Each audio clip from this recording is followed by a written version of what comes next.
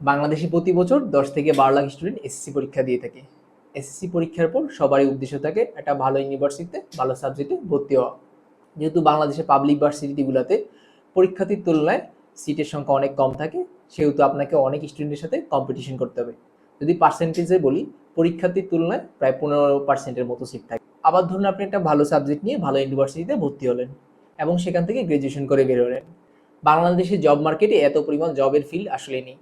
তাই দেখা যাচ্ছে যে অনেক স্টুডেন্ট পাস করার পরেও জব পাচ্ছে না। দেখেন, এখান থেকে বের হবার কোনো শর্টকাট বা ইজি প্রসেস তো নেই, তবে আপনি কিছু পাথ সিলেক্ট করতে পারেন যেখানে হচ্ছে আপনার এই সময় এবং পরিশ্রম অর্ধি হয়। যদি একটা অল্টারনেটিভ বলি, সেটি হচ্ছে আপনি জার্মান ল্যাঙ্গুয়েজ শেখা শুরু করতে পারেন। জার্মান ল্যাঙ্গুয়েজ একটা লেভেল পর্যন্ত শিখতে পারলে আপনার অনেকগুলো অপরচুনিটি ক্রিয়েট হবে। আপনি যদি B1 লেভেল পর্যন্ত শিখতে পারেন তাহলে আউসবিল্ডিং প্রোগ্রামের জন্য এলিজিবল হবেন। আউসবিল্ডিং প্রোগ্রামেরটা সবচেয়ে বড় সুবিধা হচ্ছে আপনাকে কোনো টিউশন ফি পে করতে হবে না, বরঞ্চ আপনাকে একটা মান্থলি পেমেন্ট করা হবে। আর এই পেমেন্টের পরিমাণ ১,০০০ ইউরো হবে, যাতে আপনি ইজিলি আপনার এক্সপেন্সগুলো বেয়ার করতে পারবেন। আর একটা সুবিধা হচ্ছে এখানে আপনার কোনো ব্লক অ্যাকাউন্ট বা ফাইন্যান্সিয়াল স্টেটমেন্টের প্রয়োজন হয় না।